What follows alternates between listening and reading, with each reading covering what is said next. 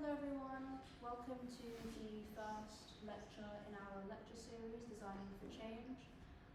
For this lecture series, we have decided to base it around the future of architectural work and how, as students, we have to take into consideration the industry that we're moving into and the challenges that the industry is facing at the moment.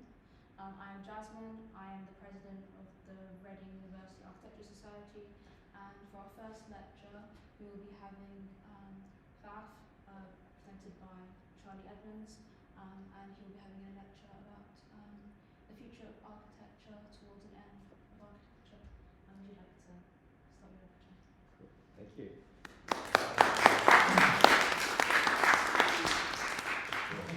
Yeah, that's such a positive response to such a negative title before. I appreciate that, thank you. It's really nice to be back here. I think, I can't remember when, I think the last time I was here was maybe a year ago, is that right? Yeah, and I think a lot of what I'll talk about will probably be fairly familiar for those of you who were here back then, but what we've kind of done with this talk in the last sort of 6 months is we've gone to quite a great bit of effort to not only talk about ourselves at FAF and what we do, but also try and contextualize why we do it within the wider political economic condition of the UK, the world, and architecture specifically as a kind of practice within that. So I'll still kind of go through a little bit of an intro to us for anyone who's not come across FAF before. So if you have seen it, you've probably seen it in one of these two forms, either an Instagram account or a Twitter account. And this is because we started during lockdown back in sort of early 2020. And we, the sort of co-founder, Pretty Landis, and myself, we realized that we just finished our masters and we were kind of looking at a great deal of the state of professional practice in London particularly, and were a little bit sort of dreading the idea of entering into that world, because we found that a lot of it not only was quite exploitative from a labour point of view of workers, but also the kind of work that we were being asked to do didn't really align at all with our values or what we thought architecture could and should be doing. So we sort of created these platforms partially out of necessity because of lockdown, but also to try and capitalize on the fact that lockdown did present a kind of unique opportunity of a sort of level playing field where suddenly, you know, two gobshite 20-odd-year-olds on social media were sharing the same sort of platforms as universities, enormous media organizations, etc., etc. So I think it did a lot to kind of balance the discourse in favor of grassroots organizations like ourselves and many others. And to begin with, it really operated like this for a while. The page kind of worked a bit like almost like a confessional, where people who were either working in architecture in practice or were studying were kind of sharing typically negative experiences of exploitation that they were having. We would share these anonymously, and then typically dozens of people would respond back with similar cases. And so to begin with, it kind of acted as a bit of a space for solidarity and for people to see their own experiences reflected in the experiences of others. And we kind of took a lot of this, a lot of these experiences that were constantly being fed to us, and we sort of distilled all of this down into an open letter. And that open letter was both based on the kind of like qualitative experiences that were shared with us through a survey and through just conversations. And at the same time, we also put out some more concrete questions, asking more quantifiable things like, are you currently employed? Have you ever worked unpaid overtime? So, for example, you can see, I think the unpaid overtime thing, about 85% of people said yes, they have worked unpaid overtime. Does your salary allow you to live comfortably? About 75% of people said no. And the one that probably stood out the most was, do you feel supported by the Royal Institute of British Architects, of which something like 97% said, no, we don't feel supported by RIBA. So they became the kind of initial institutional target of our critique, and for a group like us who, you know, we were just two people with no institutional power, they seemed like a kind of prime target for us to try and leverage towards, you know, using their fairly generous endowment and assets and various soft powers to actually try and address some of these things that we were finding. And that open letter, back when we started, was signed by over 1,800 people, which, considering I think the account had like 500 followers at that point, was quite a surprising outcome for us. Obviously, a very positive, surprising outcome.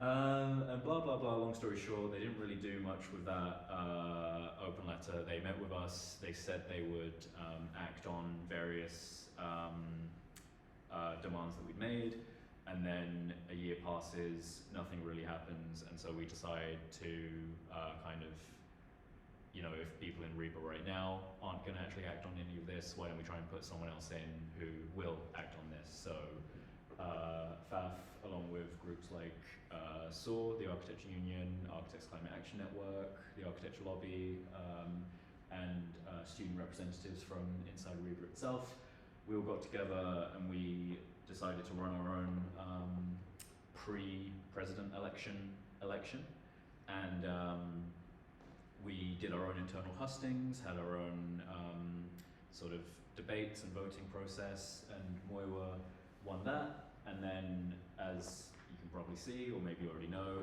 he went on to run in the actual RIBA election and won that as well.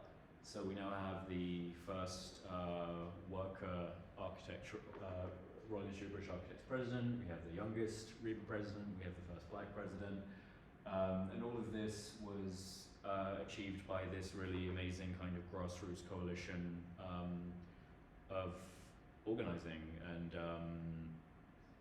it was able to make a really sort of, you know, significant outcome based on that process.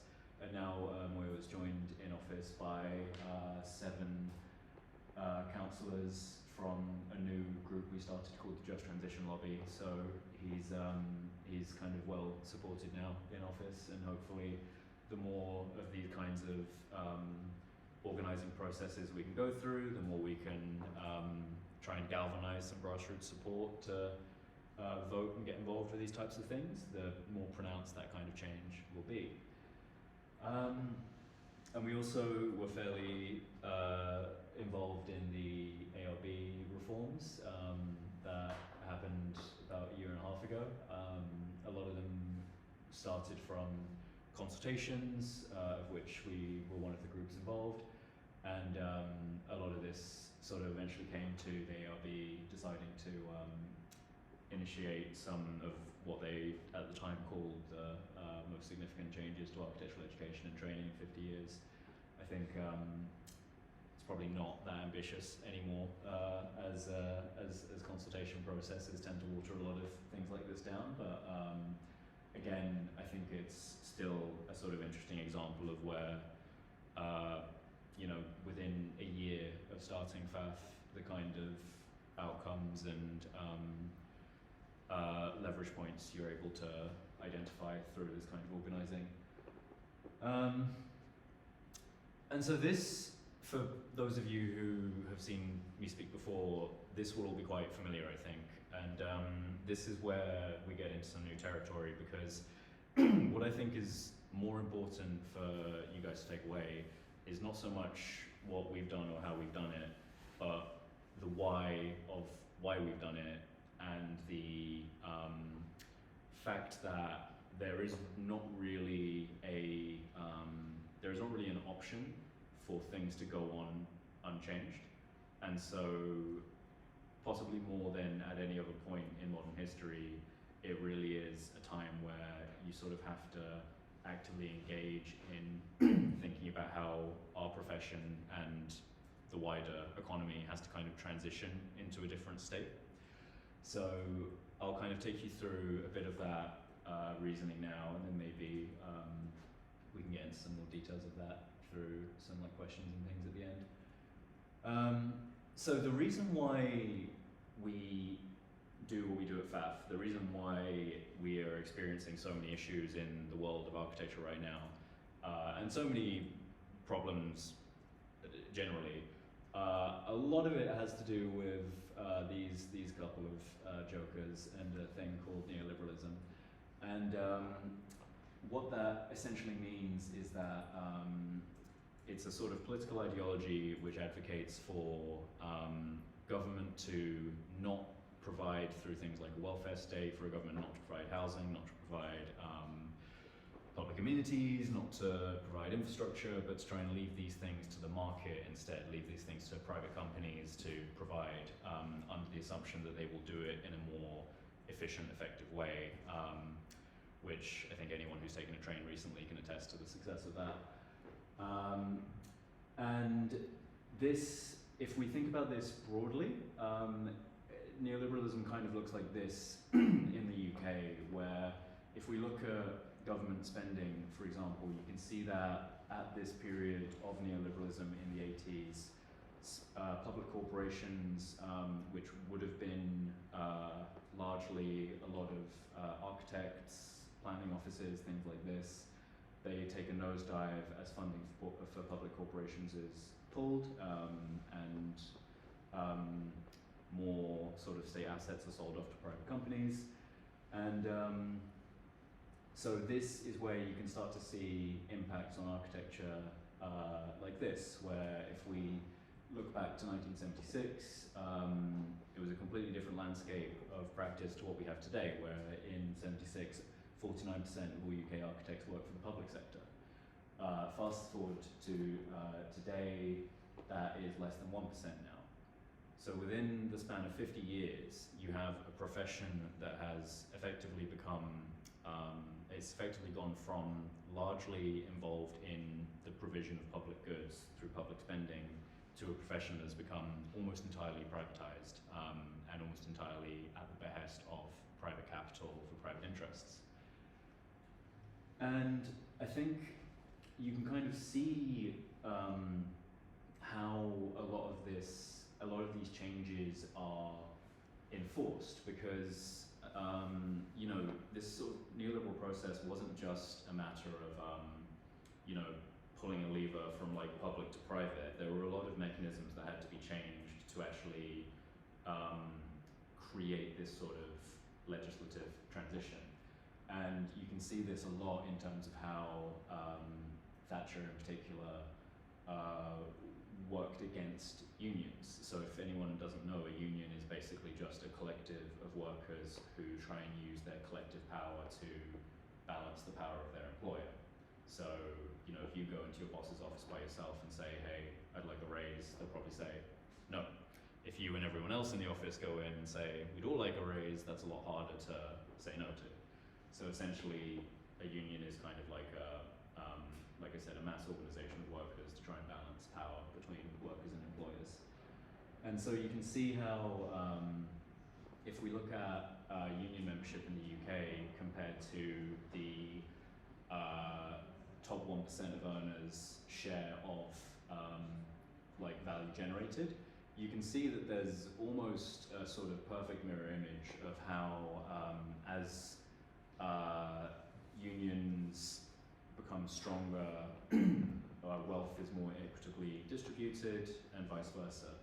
So we can sort of see how, again, through the same time period as we're working against public provision of goods, as we're working against public provision of things like housing, and so on, we're also trying to, through this neoliberal project, weaken trade unions and the outcome of that is greater wealth concentration. So again, all of this is just trying to provide a bit of context as to where we are today and how we got from, you know, that point 50 years ago to where we are now. And another really important bit of sort of context to understand is that during all of this time, things haven't remained in stasis. Like during all of this time, technology has developed, people have developed new ways of working, and so throughout all this time, productivity, labor productivity has been increasing. And what this means in architecture, for example, is like back in the 80s, maybe you were using a drawing board, maybe you were using an early version of AutoCAD. Fast forward, you're now into things like Revit, 3D modeling, and these aren't just technical innovations. These are things that allow you to do more work in less time.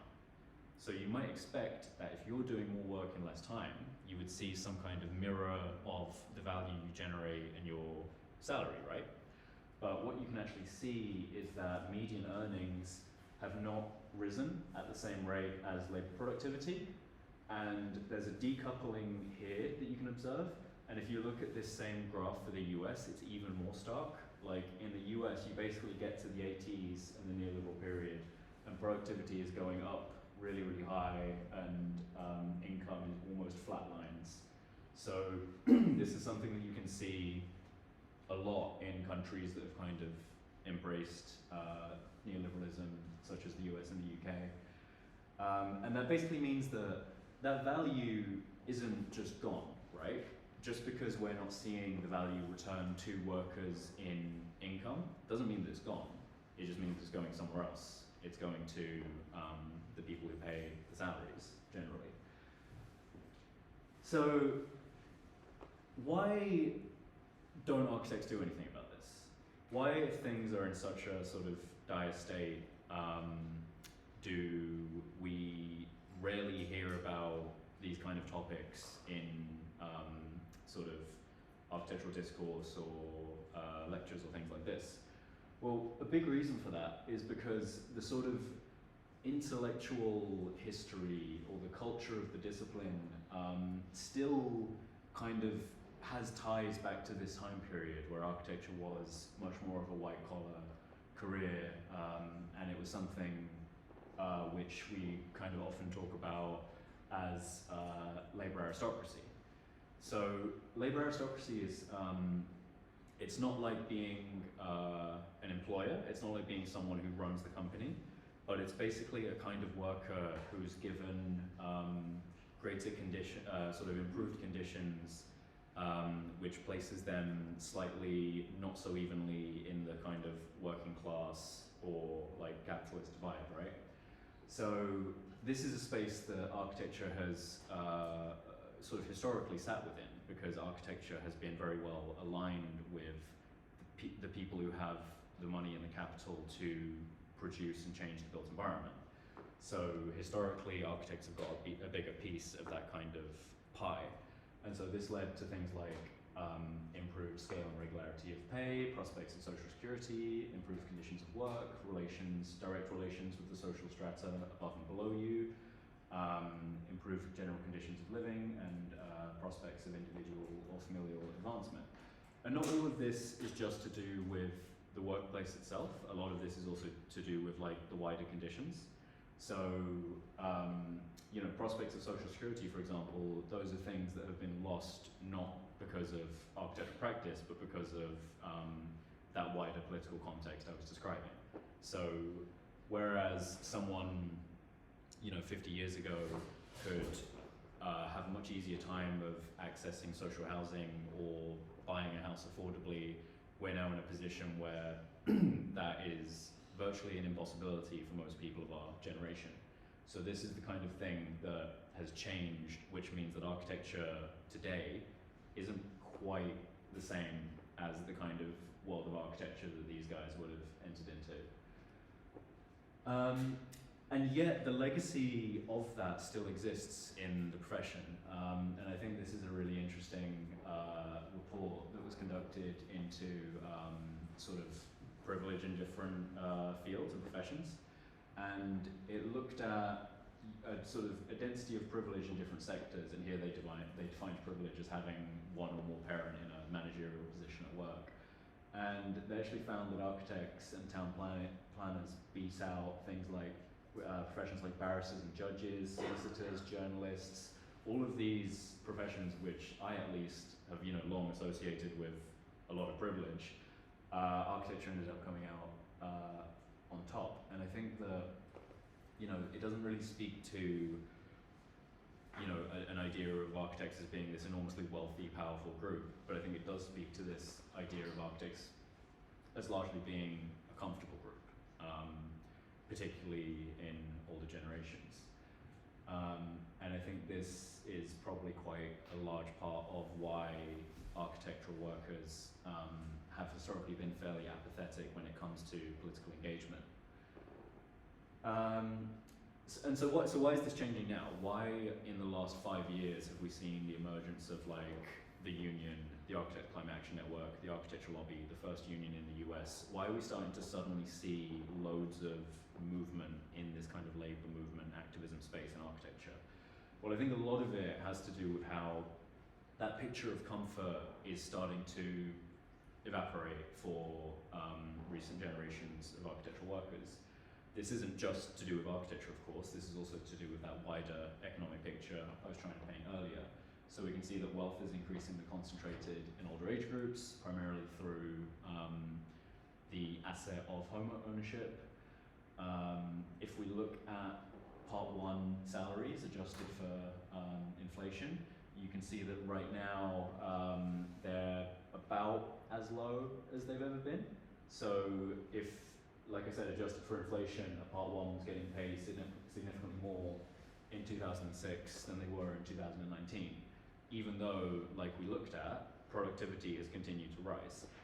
So what this tells us, and also if we look at average salaries for architects, Part 1s, etc., I think this is from last year, we can see that the median salary of a Part 1 architecture assistant was 22,000, lower quartile was 19,250. The minimum wage was 21,673 on the year that this came out. So we're seeing that what has happened in architecture is that in order to succeed in an increasingly privatized industry, you have to follow the sort of competitive logic of the market. So if you're a practice and you want to win work, one of the best ways of doing that is to charge less than the practice across the street. And how are you going to bring your fees down and still sustain your business model? Well, you can pay people less. And who is the sort of most vulnerable group and perhaps the easiest group to reduce the salary of? Well, it's going to be the most junior employees. So we've seen that not only have salaries, wages, fees for architectural practices stagnated in general, but we've seen that obviously this has most directly impacted Part 1s and the most junior employees of architecture practices, to the point now where salaries have been gouged to bring down fees so much that it is now quite literally reaching rock bottom, where you cannot cut costs through your junior employee salaries anymore without it being literally illegal. So this, I think, is why we're starting to see a kind of generational shift where people are starting to have these conversations a lot more. This sort of emerging labour movement in architecture is starting to gain a lot more traction because we've been on this sort of spiralling race to the bottom largely since the 80s, and now we're kind of getting to the point where there's not much more bottom left to keep going to, and something's going to have to change with that. So this is why I talk about, I think, a key moment that we're in right now as being the proletarianization of architectural workers. So architectural workers, I think, are in a transition period between that kind of comfortable middle class state that I described earlier to a much more proletarian state where you are very much the working class, you are very much not comfortable, you are actively living paycheck to paycheck. And this is exactly why I think we're starting to see such a drastic change in the kind of discourse of particularly younger generations of architects now. And so that's why this is so relatable, and this is why I think this is what it kind of feels like a lot to be a student or a graduate. Like, you kind of entered into this world that paints itself as this kind of like beautiful social force for good, and then you enter into practice and you're like, fuck, it's really bad, but you know, it's okay, I'll just make a meme about how architects love coffee and think about my render maybe. So what does this mean, not just about our conditions, because I think I've kind of you know, beaten the horse to death of like conditions are bad, but what does this mean about the actual work that we get to do? Because architecture obviously doesn't just affect us as employees, it obviously has a direct impact on cities, housing, places where people live.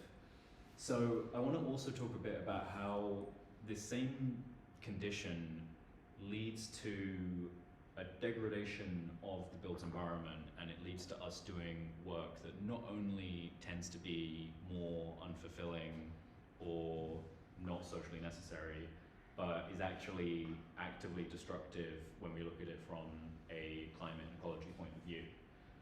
So the first thing that you have to understand is that right now we are very much embedded in a capitalist production of the built environment. So architects, like we showed, are almost entirely private companies. So that means when you do architecture, when you develop the built environment, you have to do that through the logic of capital.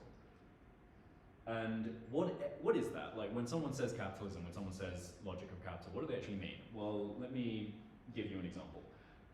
So this meme says, my co-workers and I produce $3 million worth of goods every year. The materials and utilities cost $800,000. The tools cost $200,000. And all of us combined get paid $500,000, which means that there's $1,500,000 being paid to someone who didn't contribute to the work at all. Oh fuck. And this is kind of like obviously a funny condensed version of the fundamental relationship of capital, which is about profit. It's about extracting value from the process of production. And so if we think back to what I was talking about previously in terms of our working conditions, so how does that affect us as employees? Well, if you think about your work day, you can think of it in two categories. There's a point where you're generating necessary value, which is the value that you need to work to get paid enough to feed yourself, pay rent, get the train, etc. But your day doesn't end there. Your day goes on, and then you're generating surplus value that goes beyond the amount you're actually getting paid. Because if your employer was to pay you just this, and there was no surplus value, then your work would have no profit, which would mean they can't compete with other businesses, which would mean they would go out of business.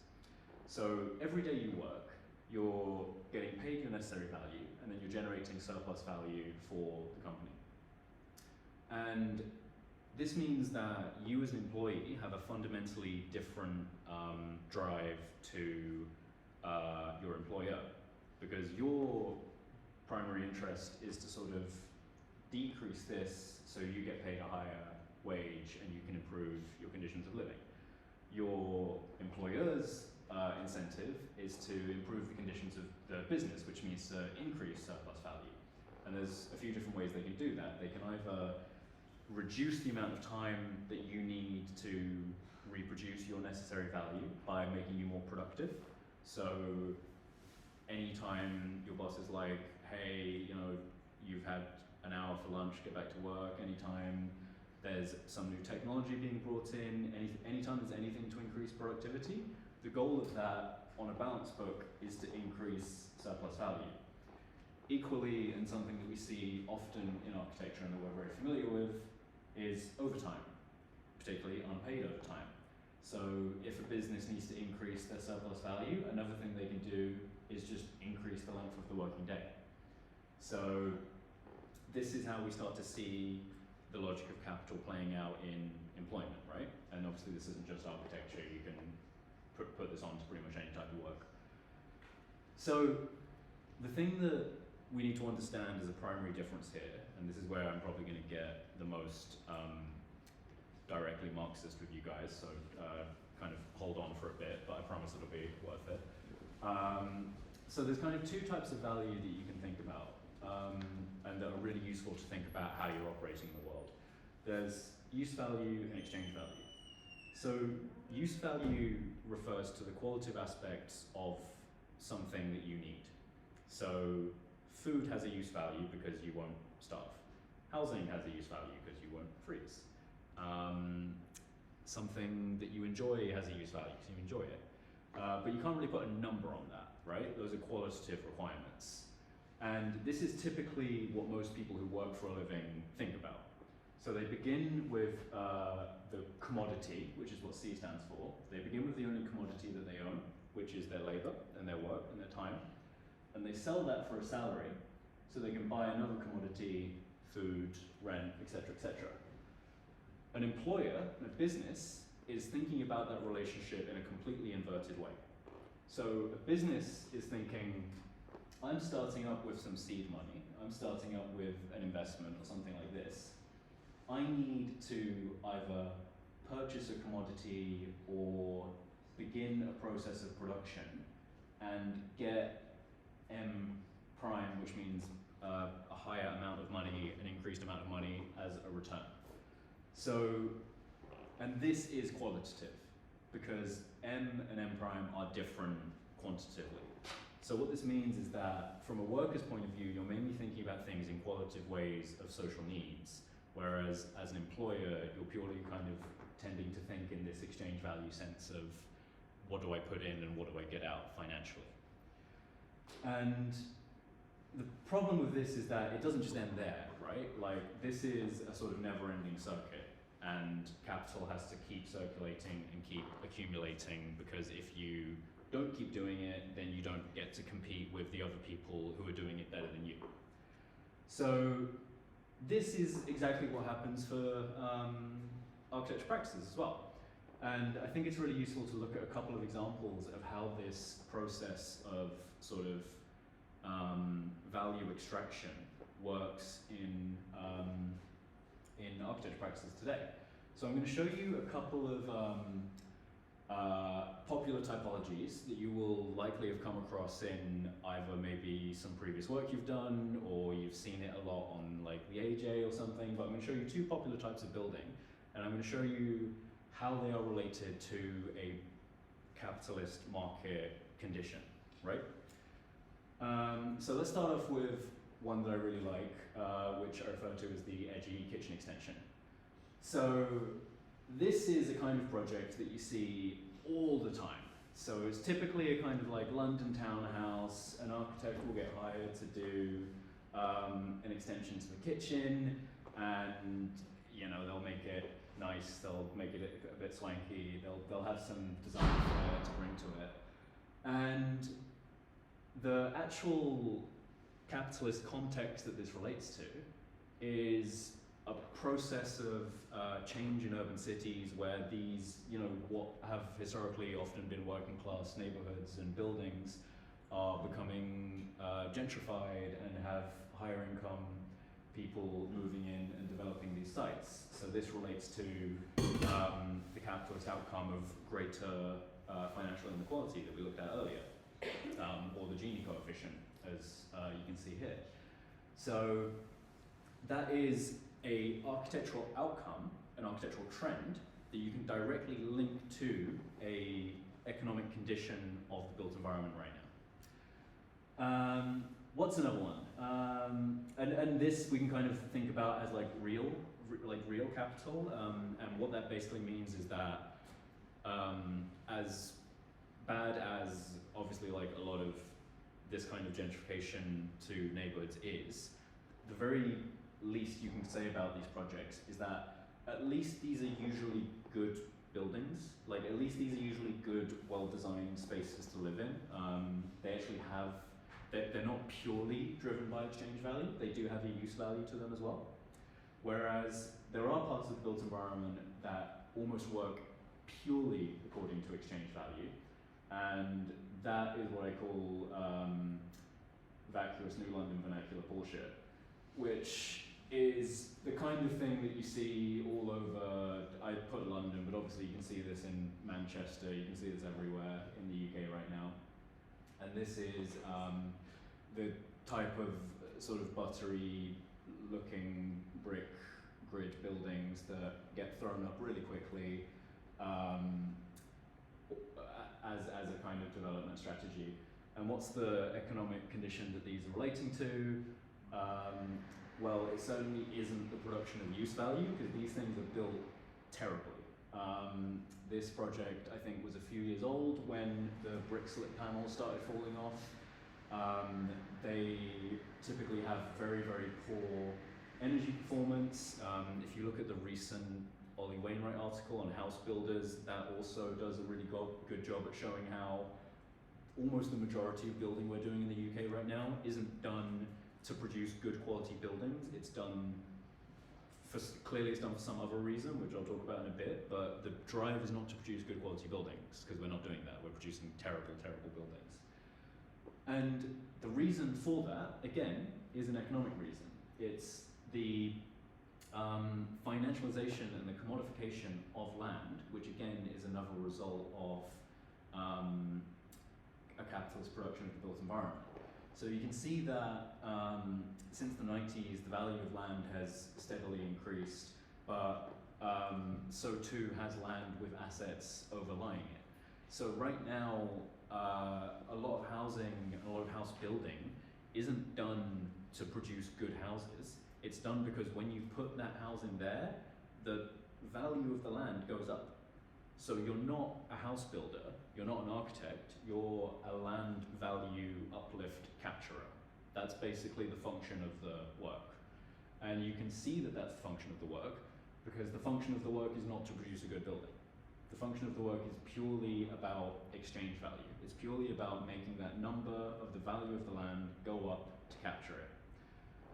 So this is what we often call fictitious capital, which is where through your production, you're not even really generating a use value, which is where you start to get real problems in capitalist economies, because the more fictitious capital is created, the more that means that your idea of value becomes divorced from real value itself. Because real value itself is about labor being used to produce useful things. And if too much of your value starts to become connected to not useful things, like uninhabitable, terrible buildings, then you start to get things like financial crashes, housing bubbles, etc., etc. So this is another huge category of architectural work that we see today, connected to something that is, like I said, purely based on exchange value.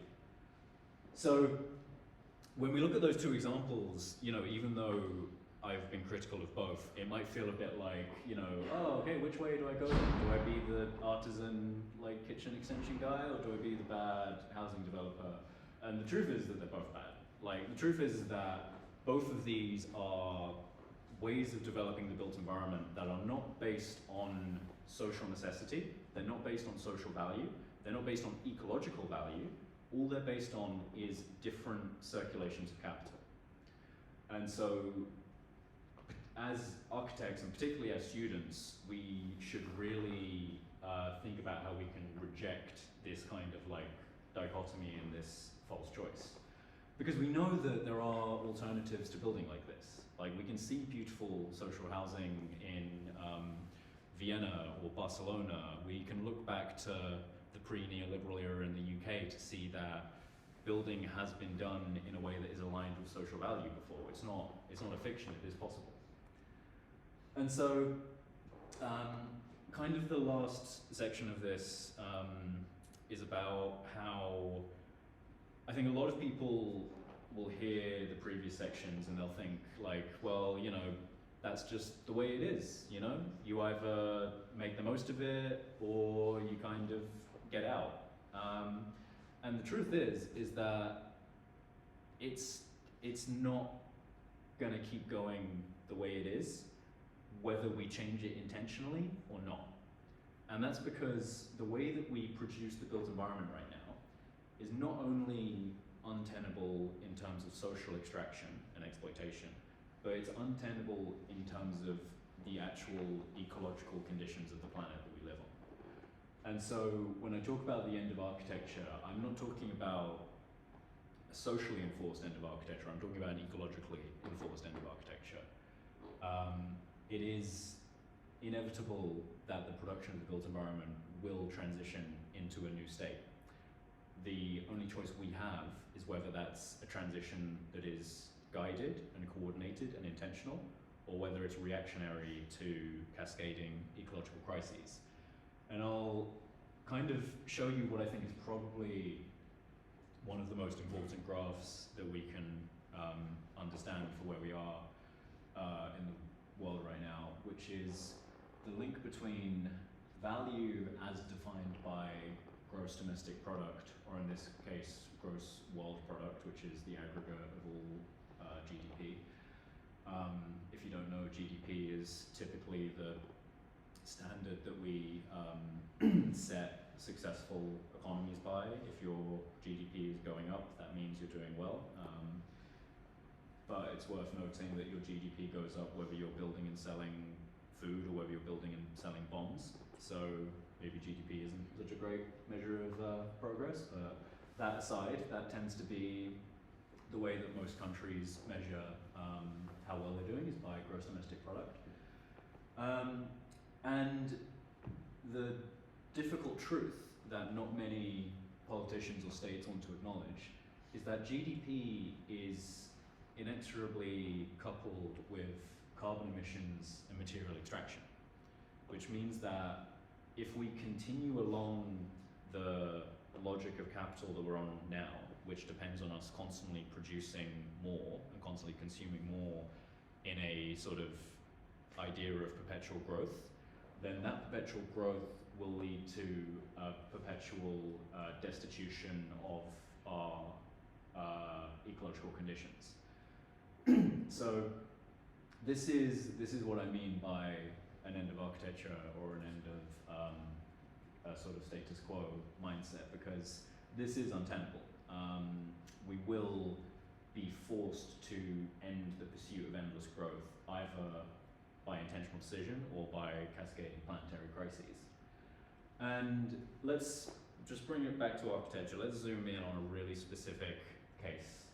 So, I don't know if any of you knew this already, but these are the 5 most extracted natural resources, number 2 of which is sand, and that is predominantly talking about construction grade sand, 75% of which goes into the production of concrete.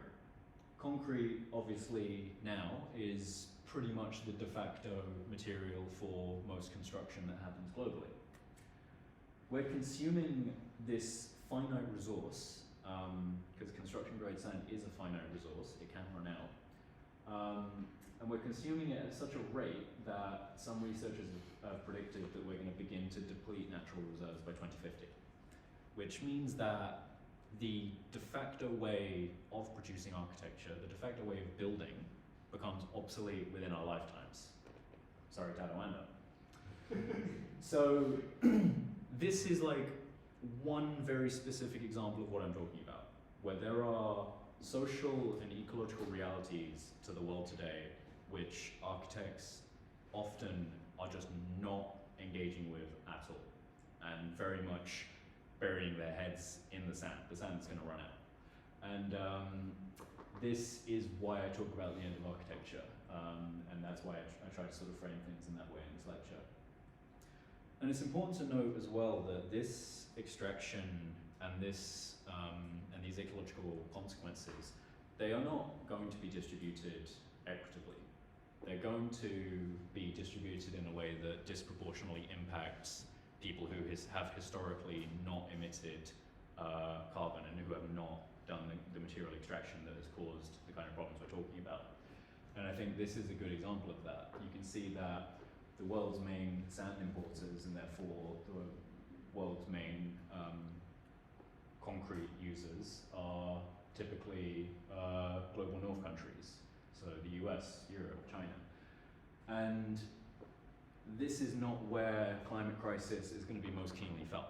Climate crisis is going to be most keenly felt in the global south countries that have been extracted from in order to create this growth for the global north. So we have to keep in mind that even if we're talking about climate transition, it's still really easy to fall back into these same global disparities. And if we think about the kind of materials and technology needed for that transition, like solar panels, for example, well, look at any videos coming out of the Congo recently of the mining that takes place to get a lot of that cobalt.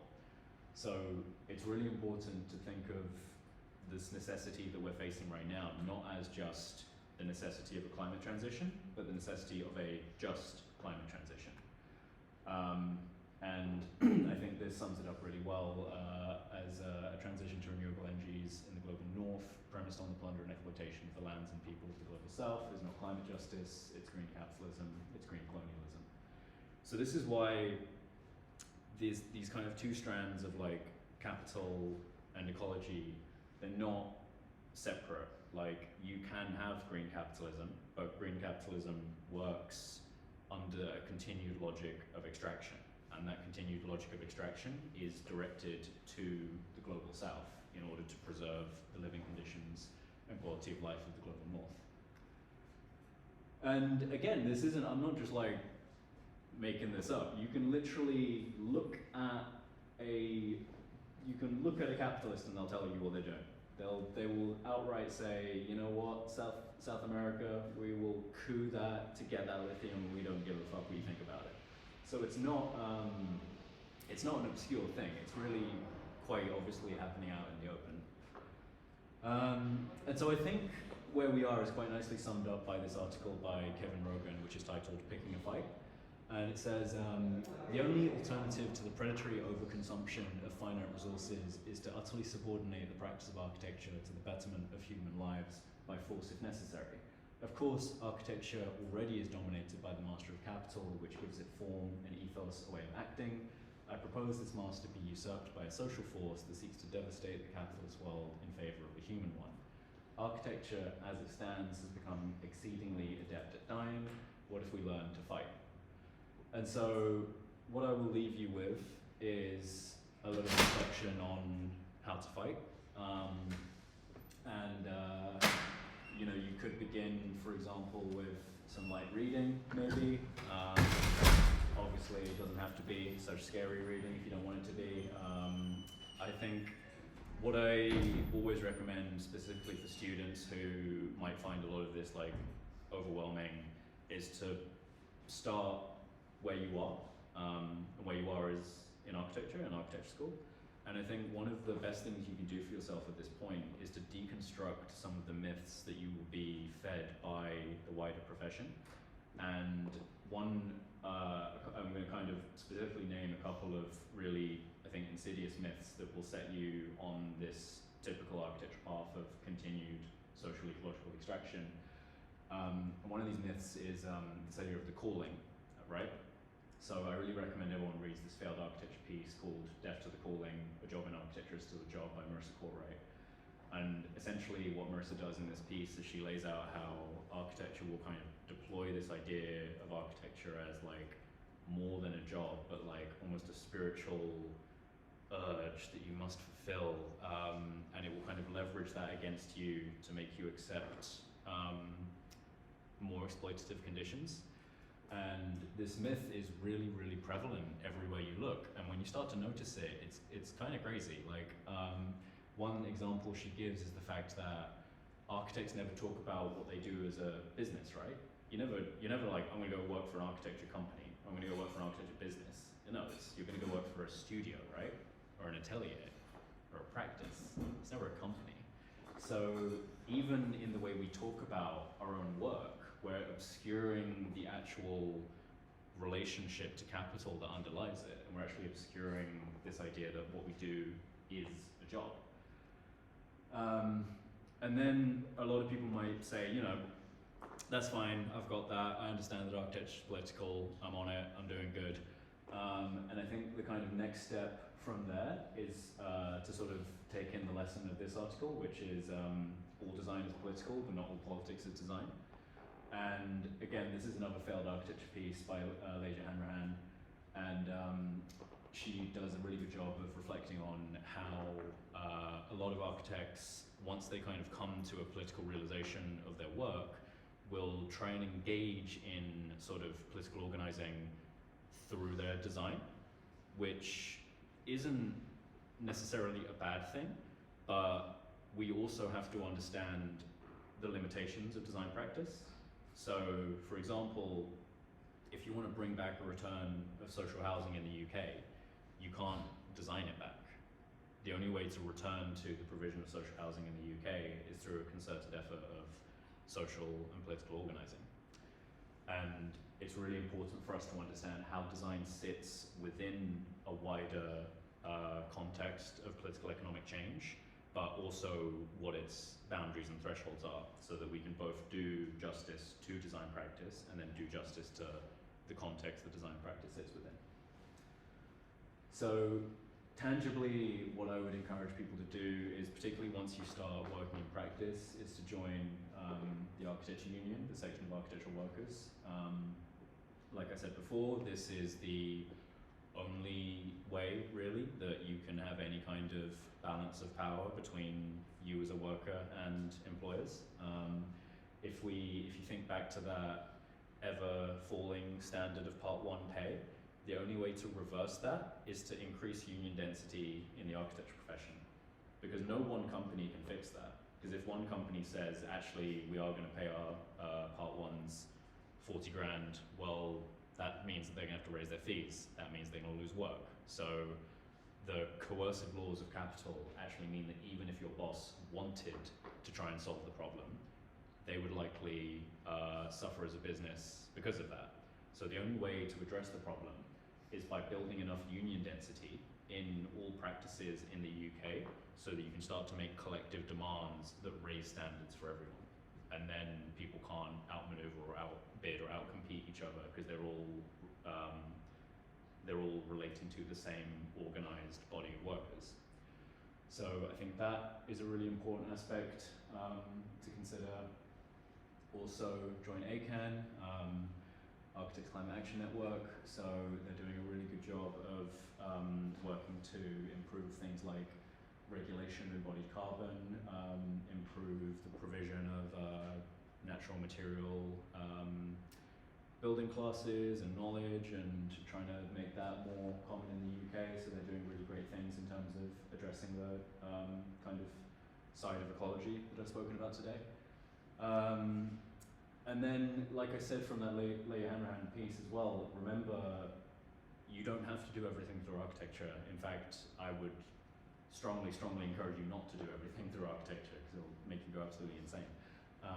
So find spaces for solidarity outside of your architectural lives. Find spaces to organize outside of architecture as well. It doesn't have to be this.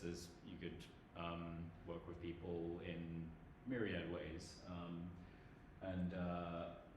But find ways to organize and find ways to try and build solidarity beyond architecture as well. And keep an eye on like the tangible goals for this as well, because we're not just insisting on a different world because we like it. We're insisting on a different world because it is materially necessary. And you can see that in this, in these figures, which show the potential for the kind of transitions we're talking about. So this figure gets trotted out a lot, that like one job in oil and gas could be 3 jobs in clean energy. Well, that could be 77 jobs in retrofit. Like the necessity for architects to actually be operating according to the climate crisis is enormous, and there is enormous practical, necessary work that does need to be done. So all of these things that we're fighting for are very, very real and very, very necessary. And you know, just keep in mind as well that it really just can be done in any way you want. Like we did it like this, and even though this was just, like I said, a kind of social media page chatting shit, we ended up being able to do a fair amount with it. So I think it's really important to kind of embody this quote from Catherine Herrera, which is that architects have to work from a political base, and if there isn't one, you have to start it. And I'll leave it there. Thanks.